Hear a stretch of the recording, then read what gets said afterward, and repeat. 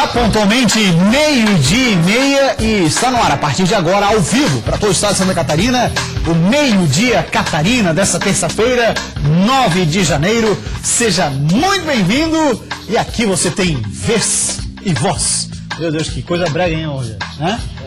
Vez e voz, né? Vez e voz, hein, Mu? Coisa horrorosa, hein? Que criatividade desse vosso apresentador, né? Não quer se apresentar no meu lugar aqui? Quem sabe vocês mais criatividade e tal. Não fala mal também, né? Pode ser. Depois fazer um grafite aqui, fazer um troço diferente aí, Mu. Coisa linda. Então tá, vez e voz, porque você pode interagir conosco através das nossas redes sociais, Twitter e Instagram, @meio-dia Catarina, também a nossa fanpage do Facebook, /meio-dia Catarina, e também através do nosso WhatsApp, 48996087554. Muito bem, a gente começa o programa de hoje falando sobre o Meio Oeste, lá na cidade de Concórdia, onde um carro desgovernado decolou e ficou praticamente pendurado num poste. Veja só, o acidente foi ontem à tarde no contorno norte da cidade, quando esse Fiat Siena com placas de Concórdia saiu da pista, decolou e atingiu o poste numa altura de 3 a 4 metros. O motorista de 23 anos foi atendido pelos bombeiros, mas, como não teve ferimentos, foi liberado. O carro foi retirado do local logo em seguida. Olha só, que sorte do menino aí que o poste não veio para cima dele, né? Partiu o poste ao meio e por muito pouco ali acabou não tendo uma tragédia ainda maior. Até mesmo no sentido talvez de partir um fio e encostar, né? Olha só, ficou pendurado ali pelas ferragens do poste. Já construí muito poste, sabe, Rogério? Por isso que eu sei, aqui as ferragens e tal estão segurando ali. Aí assim, o seguinte, também não partir nenhum fio, ficar ali fazer contato com a lataria do carro, que é extremamente perigoso também, né? Olha que sorte. Aliás, o pessoal do Meio Oeste, ontem a gente mostrou, né, aquele acidente de moto, onde o rapaz deu, não sei, umas 3, 4 cambalhotas no ar e saiu com vida no mesmo dia, sem qualquer gravidade, um ferimento mais grave que fosse, qualquer coisa do gênero. O pessoal por lá tem feito peripécias no trânsito e tem saído com sorte, sem nenhum machucado. A Serra do Rio do Rastro está interrompida desde as 10h20 da manhã de hoje, hein, em função de um deslizamento de pedras na pista. Nenhum veículo foi atingido. Uma máquina, inclusive, está no local para fazer a remoção da terra. A qualquer momento, o trânsito deve ser liberado em uma das pistas. A gente observa que nesse momento, pelo menos, né, dessas fotos que nós recebemos da Polícia Rodoviária Federal, o trânsito está totalmente interrompido na Serra do Rio do Rastro. Então você que talvez precise utilizar da Serra do Rio do Rastro como uma estrada até o local onde você vai chegar, até o seu destino, evitar a Serra do Rio do Rastro é o mais viável. Porque mesmo que seja feita a remoção ainda de apenas uma das pistas, certamente o trânsito por ali vai ser caótico, né? E a Serra do Rio do Rastro, quem transita por ali, ou já transitou, sabe, não tem sequer acostamento. Então por aí você tira que de fato o trânsito vai ficar bastante complicado. E olha só, em breve, todas as pessoas que presenciarem maus tratos a qualquer tipo de animal aqui em Santa Catarina, essas pessoas poderão fazer a denúncia através da delegacia eletrônica. Veja só. A Assembleia Legislativa de Santa Catarina promulgou uma lei que determina a criação da Delegacia Eletrônica de Proteção Animal no Estado. Todas as pessoas que presenciarem maus tratos a qualquer tipo de animal poderá acessar o site e denunciar. O objetivo, segundo o deputado que criou a lei, é dar agilidade às denúncias. Nós procuramos buscar a adequação de uma legislação que pudesse dar celeridade aos procedimentos e facilidade de acesso. Como a SST já existe, né, um site onde todo cidadão pode fazer qualquer tipo de denúncia, nós anexamos uma janela que vai permitir vídeo, voz e dados.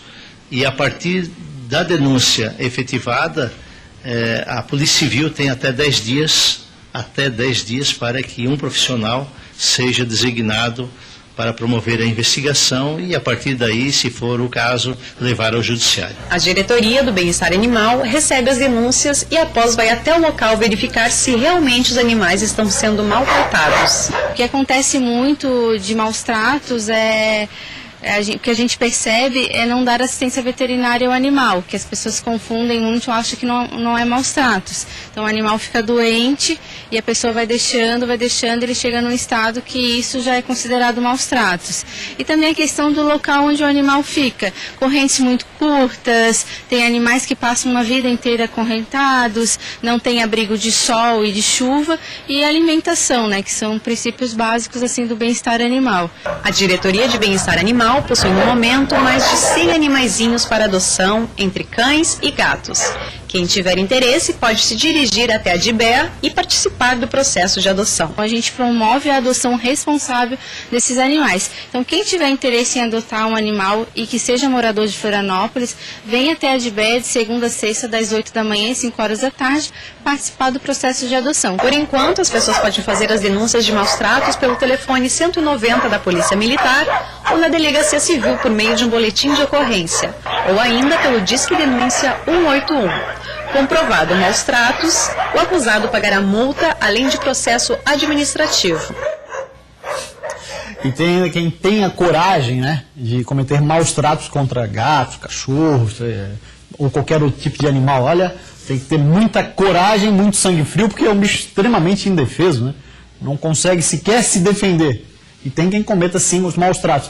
Quando não indiretamente, né? Naquela situação em que você compra um bichinho, ou adota um bichinho e não tem condições de mantê-lo, e aí é caro, o bichinho fica adoecido, ou sequer até, em casos mais extremos, não tem dinheiro para comprar uma ração, né, para o animal, e ele passa fome. Isso sim é maltrato, de fato. Então, se você conhece algum caso desse tipo, denuncie.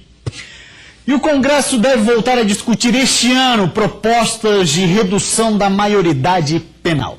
Uma pesquisa divulgada hoje revelou o aumento do apoio dos brasileiros ao projeto que prevê pena de prisão para jovens, a partir de 16 anos que cometem crimes graves. Um pai e uma mãe de filhos assassinados por menores que estavam prestes a completar 18 anos de idade. A dor de Jorge pela morte de Rodrigo durante uma tentativa de roubo de carro já dura quase 2 décadas. São 19 natais sem o Rodrigo, 19 aniversários, 19 Dia dos Pais. Ele sim foi condenado à morte por um menor, que faltavam 3 dias para fazer 18 anos, queria o carro dele para fazer uma festa com muita mulher e cerveja. A vida de Marisa mudou bruscamente a partir de abril de 2013, quando Vitor Hugo foi assassinado na porta de casa por causa de um celular. O rapaz que executou meu filho, ele ficou um ano e 10 meses, cumprindo medida socioeducativa. Eu gostaria de saber se ele realmente se ressocializou, porque eu não acredito, 1 ano e 10 meses, para quem executa friamente uma pessoa por um celular. Nos 2 casos, quem tirou a vida dos universitários voltou às ruas após cumprir não mais do que 3 anos de medidas socioeducativas, que é o tempo máximo de internação previsto na lei brasileira para infratores menores de 18 anos. Pesquisas, no entanto, continuam mostrando que a sociedade quer mudanças. O apoio de 8 em cada 10 brasileiros pela redução da maioridade penal se mantém estável desde o início do levantamento do Datafolha em 2003. A maioria ainda defende que a idade mínima para que uma pessoa vá para a cadeia deve ser entre 16 e 17 anos, embora o índice tenha caído de 45% para 39% desde a última pesquisa em 2015. Em seguida, com 30%, aparece o grupo que defende uma mudança ainda mais rígida na legislação penal para a faixa entre 13 e 15 anos. Houve queda de 10% no número de pessoas que acreditam que a redução da maioridade penal deveria valer para qualquer tipo de crime. E aumento na mesma proporção daqueles que defendem que jovens de 16 anos sejam julgados como adultos somente em determinados casos. As pessoas estão cansadas não só da impunidade, mas mais do que isso, cansadas de serem vítimas desta criminalidade. E muitos desses crimes são praticados por esses jovens justamente pela certeza que eles têm da impunidade. Tanto que a primeira coisa que eles falam quando eles são presos é aquela célebre frase, sou de menor. Como quem diz, né? Sou menor de 18 anos, eu estou protegido pelo estatuto, ninguém pode fazer nada comigo. O resultado da pesquisa vai ao encontro de projetos sobre o tema em discussão no Congresso Nacional. A proposta mais avançada quer que a redução da maioridade penal seja analisada caso a caso para o julgamento de adolescentes de 16 e 17 anos que cometeram crimes graves. O cumprimento da pena aconteceria em unidades prisionais exclusivas para condenados dessa faixa etária. Para este delegado aposentado e professor de direito penal, a mudança na lei pode reduzir os crimes violentos no país. Crimes graves como estupro, como homicídio, como sequestro. Eu sempre entendi que pessoas com menos de 18 anos, maior de 16, menos de 18, têm capacidade de entender que aquilo que ele está fazendo é ilícito, é errado, é irregular e merece uma reprimenda um pouco maior. Pois é, sobre esse assunto a gente vai conversar com o nosso especialista em segurança pública, Edgar Lopes. Boa tarde, Edgar, obrigado pela sua presença. Boa tarde, Gustavo. Boa tarde a todos vocês que nos recebem tão carinhosamente em suas casas. Você, como agente especial da Polícia Federal, certamente tem know-how suficiente para comentar sobre crimes cometidos por menores que das mais variadas esferas, seja na esfera ou né, no Estado, ou seja a nível Brasil, né? Isso acontece comum, tráfico de drogas e tal, uma série de coisas. Mas a sua posição enquanto à redução da maioridade penal, você é a favor ou contra, Edgar? Gustavo, eu sou sinceramente a favor. E vou além. Deveria ser 15 anos. Né? Nós temos que reparar que o jovem de 15 anos hoje é diferente do jovem de 30, 40 anos atrás com 15 anos. O nível de informação que ele recebe é muito maior do que há 40 anos atrás. Aí quando você fala nível de informação, quer dizer acesso às leis ou que ele está fazendo... Acesso às leis, acesso à internet. Naquela época, a informação para chegar na sua casa era por carta. Hoje por um e-mail. Em segundos já está a informação. Então, esses jovens sabem muito bem o que estão fazendo. Ele pode votar aos 16 anos, ele também pode ser punido. Nós temos que observar o seguinte. No nível de investigação, em média, 4% dos crimes são desvendados. E muitos desses têm jovens envolvidos, adolescentes envolvidos. Então nós temos que olhar que 96% não são descobertos. Dentro desses 96%, haverá uma gama maior de menores infratores envolvidos. E aí muita gente que defende isso, que é contra a redução da maioridade penal, um dos principais argumentos porque as nossas cadeias estão superlotadas. Tem solução. Tem solução. Criar novos presídios. Presídios especiais para adolescentes, para pessoas dessa faixa etária, e aos 18 anos, ele sim é mandado para um presídio igual a todo cidadão maior de idade.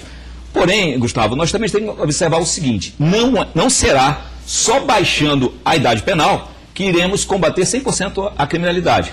Temos também que investir pesado na educação. Um exemplo, não adianta você só colocar a pessoa na cadeia. Você tem que dar os exemplos bons. Temos que combater também os nossos líderes lá em cima que se metem em corrupção, que são péssimos exemplos. Certo. Então, uma coisa puxa a outra. Certo. Se não investir em educação, não adianta só construir presídios. Tem que dar, para que esse jovem ele possa ter a possibilidade de ter um futuro melhor, uma perspectiva. Senão, o tráfico é muito mais atraente. Dinheiro fácil. E aí muita gente também usa... são vítimas da sociedade. Sociedade entre aspas, mais do poder público, que é quem tem o dinheiro na mão para investir, por exemplo, na educação pesado, que é a origem de tudo, né? A questão de você educar melhor o seu jovem para evitar esses crimes, e mais do que isso também investimentos na construção de presídios adequados e com condições razoáveis. Perfeito. Não adianta só criar imposto, fundo para político, para eleição. Isso não deve existir. Né? São impostos colocados de uma maneira errada e que a nossa sociedade simplesmente aceita. Quando nós começarmos a cobrar dos políticos o que eles devem fazer, começa a ter essa mudança. É um reflexo na base. A educação vai mudar a criminalidade lá na frente. Muito bem, vamos dar uma olhadinha em alguns números que foram divulgados recentemente pela nossa Secretaria de Segurança Pública, Edgar, para a gente destacar. A gente começa falando sobre os números de homicídios nos anos 2014, 15, 16, 17, a gente vê uma crescente aí. Perfeito. Uma crescente que de 2016 para 2017, 9,7 de aumento. Olha a diferença. Por quê? A criminalidade, com a impunidade, ela não vai ter fim, porque a pessoa passa a não ter receio e não passa a considerar a sociedade como que deve ser preservada. E aqui a gente vê, de fato, um aumento considerável também na taxa de homicídios por 100 mil habitantes aqui em Santa Catarina, que era lá em 2014 11,2, 2017 14. E pela ONU, isso já é uma situação preocupante. Se fosse acima de 20, era já uma endemia. Ou seja, nós estamos próximos disso. Vamos dar uma olhadinha num outro número que a gente separou também, falando sobre essa questão de homicídios aqui em Santa Catarina, olha lá. Número de homicídios aí separados por cidades, as cidades mais violentas do estado, que aumentaram consideravelmente. Florianópolis, no ano passado, 79, 149, Edgar. Palhoça dobrou. Blumenau, de 30 para 41. Navegantes, 19 para 27. Penha, de 1 para 9. 900% de aumento. 9 vezes mais do que aconteceu. Isso causa preocupação. Cidades que eram bem mais tranquilas, hoje estão sendo afetadas por essa onda de violência. E se a sociedade, se a justiça, se a polícia e se o Ministério Público e a sociedade civil organizada não tomarem pé disso, é ladeira abaixo. E tem um detalhe muito importante. 2018, ano de eleição, Edgar. Aí não adianta querer coisas diferentes fazendo o mesmo lá na urna. Não adianta, se você vai dar um cheque em branco para as mesmas pessoas estarem te roubando. Estarem fazendo as mesmas leis que só atrasaram o país e só cavam buracos. Né? Nós temos que ter mudança, nós temos que ter oxigenação na política, nas pessoas que lideram e que dão direção a esse país. Edgar, agradeço muito a sua participação mais uma vez e eu espero aqui na próxima terça. Gustavo, eu que agradeço. Queria deixar um abraço para a Polícia Militar de Imbituba, que essa semana prendeu 638 quilos de maconha e mais de 2.300 comprimidos de êxtase, aqui em Imbituba, nossa vizinha. O pessoal mesmo com efetivo pequeno, reduzido, vai lá e... Com certeza. Consegue trabalhar. Obrigado, Edgar. Obrigado, Gustavo. Uma boa tarde a todos. E veja a seguir, abre daqui a pouco a rodada decisiva para a Copa São Paulo de Futebol Júnior.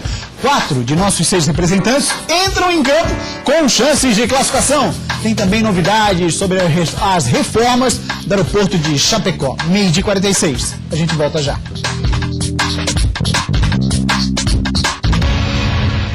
Voltamos com o meio-dia. Catarina, abrindo espaço para quem interage conosco. Agora 12h49. Mandar um abraço aqui para o Ricardo Costa do Cariano, Floripa, diz assim, ó, um grande abraço para o meu amigo Lulu, jogador caro. Bom dia, Gustavo, aqui é Marciso Amaral dos Três Riachos. Vamos que vamos, Figueira, diz ele.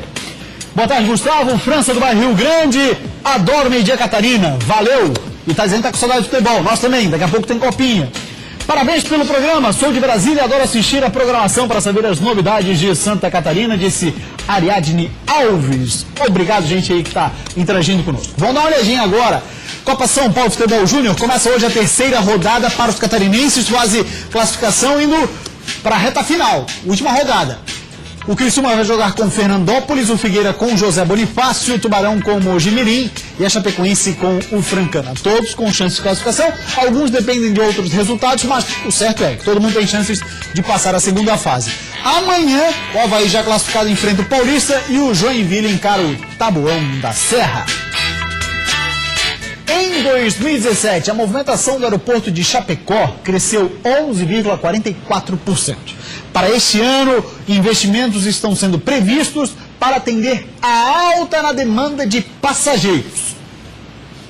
A negócios ou a lazer, o aeroporto de Chapecó registrou mais de 467 mil passageiros entre embarques e desembarques no ano passado, de acordo com dados da administração do aeródromo. Se comparado com 2016, o aumento foi de 48.605 usuários, o que representa 11,4% a mais, com 3 companhias aéreas operando e cerca de 45 voos comerciais por semana.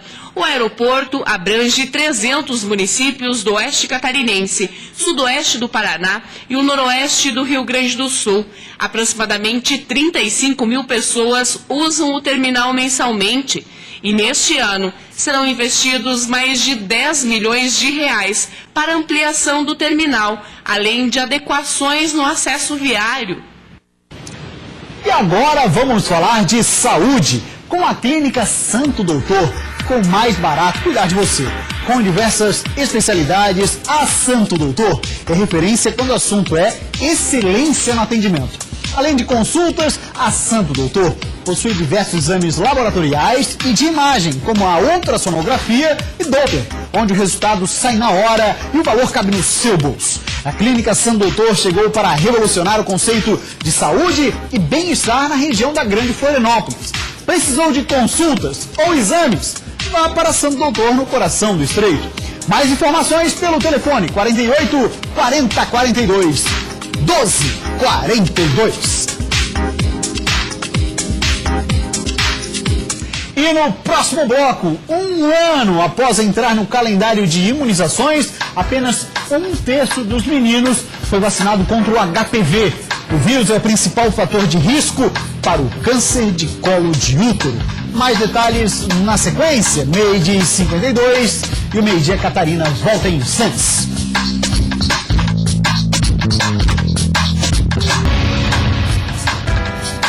Meio-dia e 55 minutos e um ano após entrar no calendário de imunizações, apenas 1/3 dos meninos foi vacinado contra o HPV aqui no país. O Ministério da Saúde também atingiu a meta entre os meninos. O vírus é o principal fator de risco para o câncer de colo de útero, um dos que mais matam mulheres no país.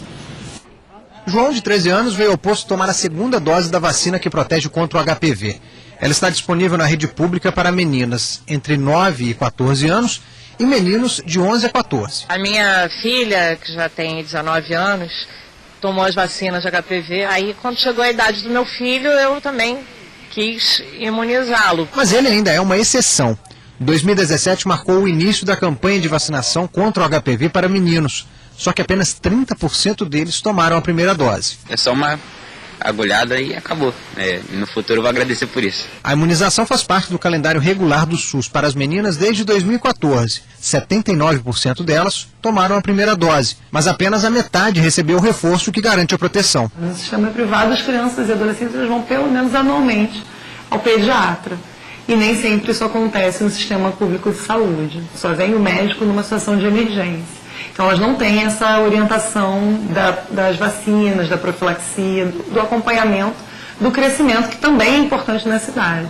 Outro problema é que muitos pais acabam se esquecendo de voltar às unidades de saúde por causa do intervalo longo entre as doses, de no mínimo 6 meses. O HPV é a principal causa de câncer de colo de útero, a quarta doença que mais mata mulheres no Brasil. Para os homens, o risco é menor, mas ainda assim pode causar outros tipos de cânceres. No caso deles, o HPV é fator de risco para tumores de pênis, reto, ânus e boca. O vírus, que é sexualmente transmissível, também é o principal causador das verrugas genitais. Um estudo do Ministério da Saúde apontou que mais da metade dos jovens, entre 16 e 25 anos, tem o vírus. E mesmo quando ele não se manifesta, pode ser transmitido. A vacina também é indicada para mulheres de até 45 anos e homens de até 26. Para esse público, a indicação é procurar a rede privada. É uma vacina muito interessante de ser tomada porque é uma vacina segura e é uma vacina que previne contra a maioria dos cânceres de colo de útero e a maioria das verrugas genitais. Muito bem, vamos dar uma passada agora nas redes sociais, pessoal que interage conosco através do nosso WhatsApp, do 48 99608 7554. O Diego de São Martim está dizendo assim, ó, manda um alô pra mim e pra minha esposa, a Juliana. Então tá mandado um alô pra você e pra sua esposa, Juliana. Alô, Diego e Juliana aí de São Martim, ligados conosco. Quem também tá mandando um salve aqui, é o rapper Leozinho. O Leozinho lá do Campestre. O Leozinho do Campestre. A negócio. Então tá, seu Leozinho. Obrigado pela sua audiência também, viu? E o Meio-Dia Catarina de hoje fica por aqui. Para você, uma ótima tarde de terça-feira. Amanhã estaremos de volta. Um grande abraço e até amanhã!